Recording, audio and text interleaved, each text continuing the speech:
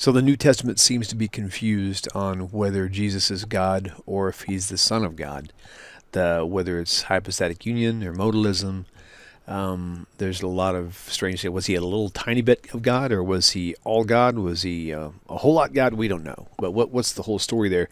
And I appreciate you touching base on some of the church fathers and some historical things, historical figures. It's so interesting that I have an entire chapter in Let's Get Biblical Volume 1 where I explore this in great depth. I never try to sell my books, and I'm not starting now, but if you want to understand the development of the church and its view of Jesus and this very important issue of what exactly is the nature of Jesus's, was he God or not, and was he God? To what extent was he God? And you're going, what do you mean, what extent? You either are or aren't. Well, that's true in the 21st century, but in the ancient world, that wasn't the case at all. People could be somewhere in between Zeus and Caesar Augustus, or Jupiter and Caesar Augustus. There's a whole series of tiers of gods. And what exactly is Jesus' nature? Is he God? I mean, he says in John 14, the Father is greater than I am, and he tells Mary in chapter 20 of John that he's going to his Father and her Father, his God and her God. So Mary's God is Jesus' God. And he could do nothing of his own, but only the one who sent him, John 5:30. And there's a reason why I'm quoting from John, because John is the gospel that contains the highest Christology. So I'm really steel-manning this. I'm not taking Mark, which possesses an adoptionist theology, which means that Jesus is a person, very good person, who is at his baptism, he's elevated to being God's son. And that's why if you look at the language in the opening chapter of Mark, where you find the baptism immediately after the incipit, is Mark chapter 1, you'll see the voice says to Jesus, "You are my son," right? Well, not "this is my son," as in Matthew. So that's a development. The pronoun is critical because Jesus is discovering that he's the Son of God at his baptism. So the heavenly voice is addressing Jesus. By the time we get to Matthew, which is probably written 10 or 15 years after Mark, Jesus knows it because he was born of a virgin. He became the Son of God at his conception. In fact, that's why he was born to a virgin, is to be the Son of God. See Luke chapter 1, verse 35. That's straight out of the Annunciation. Like everything I'm sharing with you is just very straightforward. Okay, Jesus is born to a virgin so that because he's to be the Son of God. So he becomes the Son of God at his conception. By the time we get to John, so John is written 10, 15 years after Matthew and Luke. So the Christology has grown. The Avodah Zarah has grown. The cancer has metastasized. It's just exactly what you would expect. You can draw a line to this. That's why I'm quoting John, because I want to steelman this.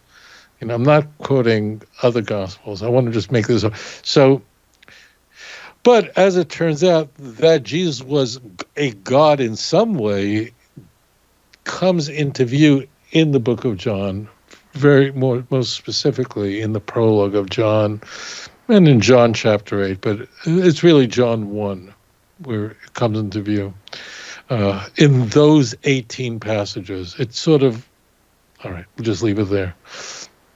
So Christians just didn't know how to handle this.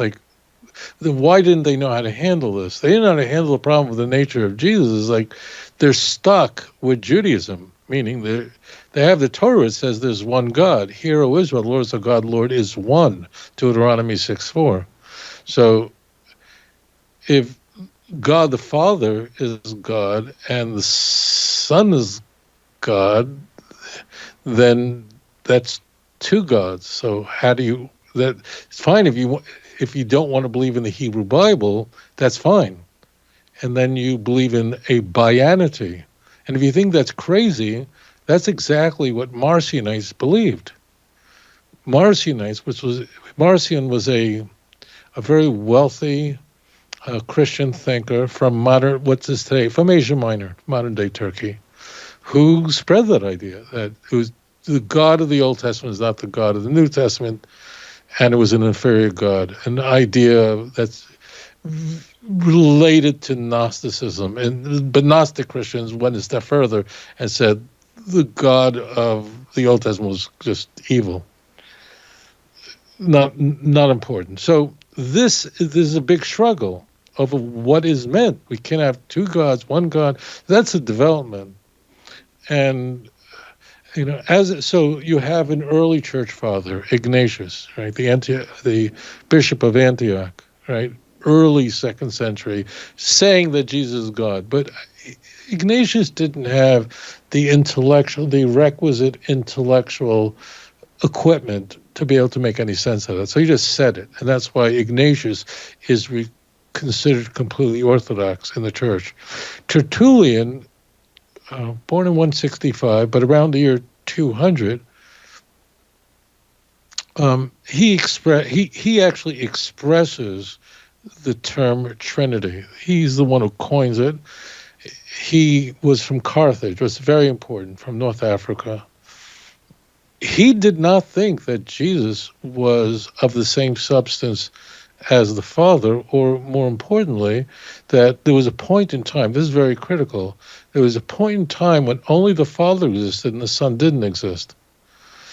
And he mocked people who thought otherwise, because he said, he just asked the question, how is it possible that the Father could suffer? I mean, God is beyond suffering. That's just not possible. There was the other view that was hanging around, which you alluded to, and that's Sabellianism or modalism. So all these dramatic ideas. This isn't like the First Baptist Church and the Second Baptist Church, or like Assemblies of God versus Southern Baptists.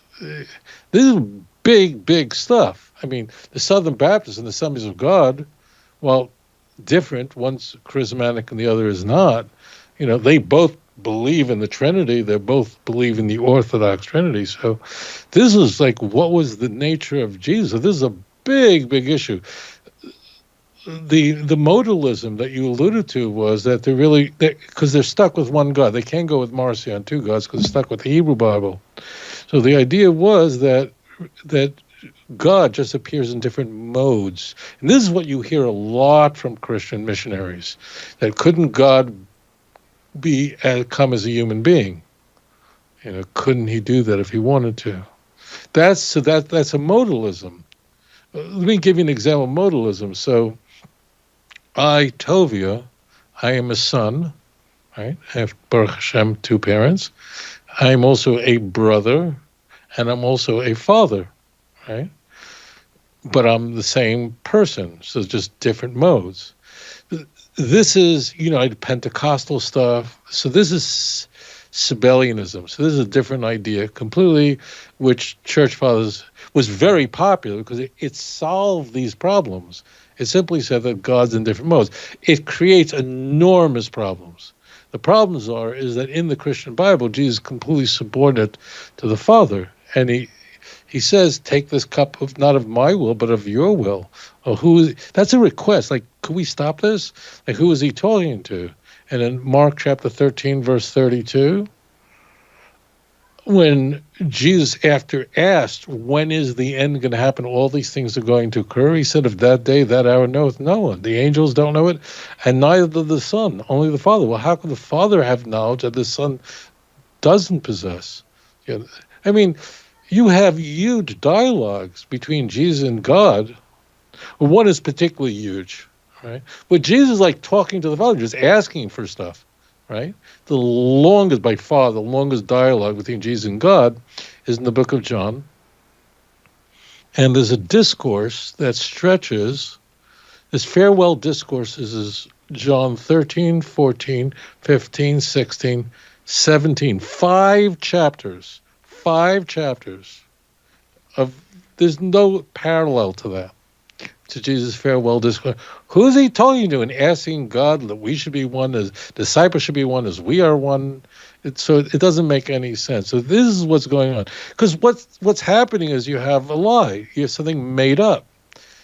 And if Judaism didn't exist, you could say whatever you want. You can go Marcionite, two separate. Marcion, in a sense, was right in that he said that the Hebrew Bible and the God of Paul were just completely incompatible. Marcion loved Paul. Marcion is most well known for canonizing the first New Testament, which included 10 letters of Paul, and he didn't know about the pastoral epistles, or he didn't think that they were authentic, and some version of Luke, because he thought the Gospels, given according to the Old Testament, have to have been corrupted. Those were added in later. So Marcion was right in a sense. He was a Christian, even though I don't know if he was an anti-Semite in our sense, but he did not like Judaism at all. So, right. So this is the issue. Like, how could they be? Origen, maybe the smartest Christian apologist, probably the smartest guy. He was very intelligent. He was a kid. He was a prodigy. In his teens, he's publishing works. He has a whole staff around him, and he's just publishing. And he couldn't figure this out. He comes up with other solutions. So what happens at Nicaea is Constantine basically pounds the table and says, we're coming to a solution, boys. Because he invites the bishops from the east and the west to solve this. Which is it going to be? You have Arius, a thinker from North Africa, from Alexandria. Like, what good thing can come from Alexandria? All the nonsense. Alexandria is where all the nonsense of the world comes from. That's where the Trinity is fought. I mean, Alexander, who was then at that time the Council of Nicaea, he was the bishop of Alexandria. So they're fighting against Arius. So Arius they all held that Jesus was God, but like, to what extent was he God? So Arius believed that there was a point in time when, because I want to use conventional terms. I don't want to use weird language like hypostatic union. Let's not use words that no one understands and no one knows. That's the fig leaf that Christians hide behind, is let's use weird language like persons. Why? It's not let's use conventional language that people understand. Then they have nowhere to hide. Right. So anyway, so that's the deal. The deal is that the church ultimately, what emerges from the Council of Nicaea is the Nicene Creed. And what it really is saying, look, this whole thing is a grand mystery, and Jesus is both fully God and fully man, and he's light of light, and the whole formula. And it's ultimately a grand mystery that only God can understand. So it's a surrender. And the vote went down, and a couple of guys had to go into exile, and that was it. And that became orthodoxy. It was reaffirmed in Constantinople in 381. And it's, at the end, they'll tell you it's a grand mystery, because they gave up and said it has to be all. So Jesus is both God and man, and somehow, and this is not going to stop. This is going to go in the 4th century. This is going to the 5th century. Councils are going to be convened to argue over this issue. Christians will not settle on this. To this day, the major differences between the denominations are what is exactly the nature of the deity of Jesus. I'm not going into the Orthodox and Catholic Church, but the nature of the Trinity also varies there. So this is never going to stop, because it's a lie. It's a festering lie that just keeps metastasizing. Thank you for your question. If you enjoy this channel and the content, and it has changed your life, or perhaps the life of a loved one or a close friend, would you please consider supporting this work?